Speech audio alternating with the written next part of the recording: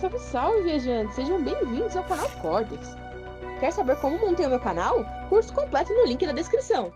Depois só comprando o nosso mercado negro. Presidente do PCO, foi tu que inventou essa parada de PCO? Foi o nome, você disse? Não, o movimento em si. Ah, o movimento. Não, isso aqui. O PCO foi legalizado, né? Na década de 90. Mas como grupo político, a gente existe desde a época da ditadura. Caralho, que legal. Não sabia disso. Foi formado em 79, saindo de uma outra organização que foi formada em 74, que já vinha de organizações que vinham de 68. Puta dizer, merda, então faz um tempão. Uma tem longa uma história, enorme aí. longa E trajetória. tu faz parte dessa história há quanto tempo? Ah, Quer dizer, em quando foi que tu entrou nessa história? 79. Tá. Tá, então você acompanhou basicamente ela toda, né? Logo no comecinho, é. Na verdade, o pessoal começou a formar a nova organização, que é essa daqui, que não houve nenhuma ruptura, em 78, né? No finalzinho de 78. E eu entrei no comecinho de 79. Entendi. O Partido da Causa Operária, não é? É. Pô, me conta um pouco aí de como é que aconteceu essa legalização nos anos 90 aí. Essa história é interessante. Nós decidimos, em 1980, por aí, entrar no PT. Estava sendo fundado. Né? Foi uma oportunidade de construir um partido grande. Então a gente deveria entrar aí, lutar pelas nossas ideias, ver se o partido ia por um rumo que a gente concordasse. Aí nós tivemos muita briga aí dentro, né? Muita mesmo. Uma briga no sentido de ideias. Briga de ideias, exatamente. O que eram as brigas do momento naquela época? Ah, tinha muita coisa. Por exemplo, num primeiro momento o pessoal queria colocar para dentro do partido os políticos tradicionais. Entendi.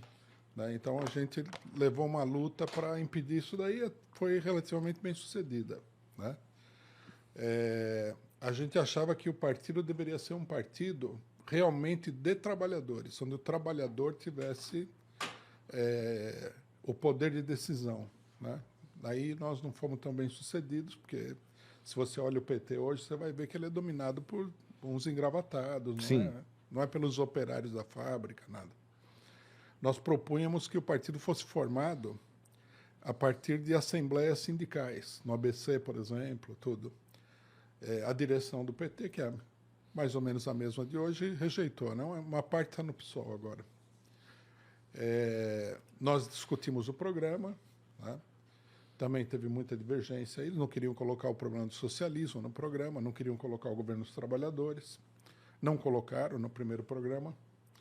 Então nós tivemos todas essas divergências. E coisas práticas, por exemplo, na primeira eleição, nós nos opusemos a que cada candidato tivesse um fundo eleitoral próprio. Nós falamos, isso aí beneficia quem tem dinheiro. Se você é um pobre coitado lá, como é que você vai? O partido teria que distribuir o dinheiro equitativamente entre todos os integrantes.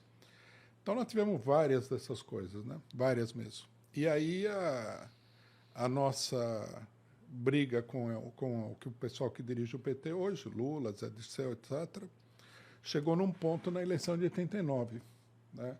Onde o Lula teve como vice um cidadão que era senador do PMDB depois do PSDB.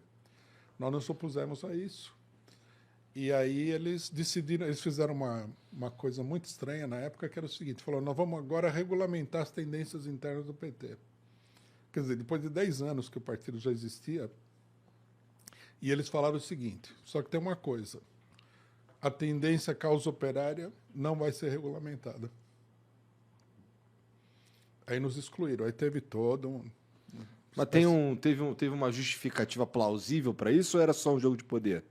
Eles disseram que eles usavam uma expressão que era o seguinte, que nós éramos, na verdade, tínhamos duas camisetas, a do PT e de um outro partido que seríamos nós, mas o PT era assim, o PT era uma federação de grupos.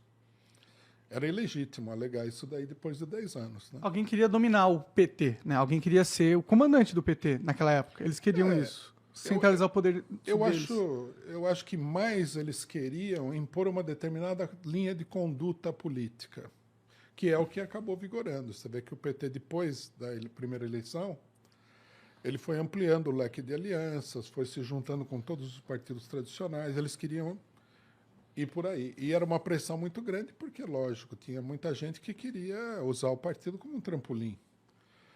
Não acho que os dirigentes que eram militantes do movimento, Lula, Zé Dirceu, tivesse a ideia de usar o partido como trampolim, mas eles queriam chegar a governar e eles achavam que o único meio era, né, se abraçar com tudo que havia na política nacional.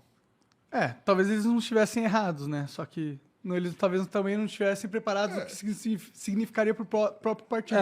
Na minha cabeça, é meio que abandonar os seus próprios princípios para obter outros resultados, pelo que você está falando, assim, é isso que eu estou entendendo. Vamos lá, eu nasci acreditando, que nem o Flow, nasci acreditando na liberdade. Vamos conversar com a galera aqui, vamos deixar todo mundo falar. E, sei lá, chega um momento que a gente começa a se vender e para ganhar dinheiro e alçar voos maiores, a gente abandona a nossa premissa inicial. O iFood não deixou a gente trazer tal convidado. Eles fizeram um compromisso, né, de ser um partido que dizia que ia mudar tudo e se entender com as pessoas que queriam conservar tudo como estava. Foi uma escolha pragmática dos dirigentes do PT. Num certo sentido, deu certo, que o PT chegou à presidência da República. Mas, em outro sentido, não deu tão certo, não, porque agora está tudo no impasse. O PT é um partido com grande dificuldade de mobilização. Vocês viram, né? O impeachment da Dilma, a reação do PT foi muito fraca. O sentimento de PT no Brasil também cresce, e eu não sei se ainda cresce, mas é bem grande. Isso até certo ponto é natural. Mas se você tiver uma política firme, você vai ter uma polarização. Vai ter gente a favor e contra. Isso eu acho que é natural. O que eu acho que é ruim é que você não tem um partido capaz de lutar efetivamente. Você tem um grupo de parlamentares, é isso que o PT é. É um grupo de parlamentares? Tipo um grupo, sei lá como falar. É o que quer dizer que eles não têm uma ideia que os liga? Tem. Não, eles têm uma ideia vaga, né? Tanto que a gente pode ver que a cada eleição eles apresentam propostas políticas diferentes, de conveniência e tal. Eles têm uma vaga orientação de esquerda, né? De que é preciso fazer reformas sociais, reformas políticas. Agora, quais são as mais importantes? Quais são as secundárias? O que tem que fazer no momento? Isso aí é muito vago. Entendi. Tá. E aí, o grupo que formou o PCO, esse grupo que saiu, todo mundo estava dentro do PT? Foi todo mundo expulso do PT. Tá. E foram expulsos porque faziam parte de uma agenda que o PT não queria comprar. Exatamente. Basicamente. E que eles achavam que estava incomodando o desenvolvimento dessa política pragmática. Entendi. Tá. Faz sentido analisando assim, né? Então, para vocês terem uma ideia, eu vou contar uma coisinha aqui. Uma certa vez, um companheiro nosso foi na antiga SNI, baseado na lei de liberdade de informação, e pegou o relatório do SNI sobre ele, que ele precisava para ele ia dar entrada em alguma coisa, não sei se ele era funcionário do Correio, dar entrada na anistia no Correio, alguma coisa assim. E aí veio o relatório. E o relatório falava o seguinte: Causa Operária, que a gente era conhecido pelo nome de Causa Operária. É um grupo pequeno, mas muito organizado, muito aguerrido, e tem a capacidade de desestabilizar a situação política do Brasil.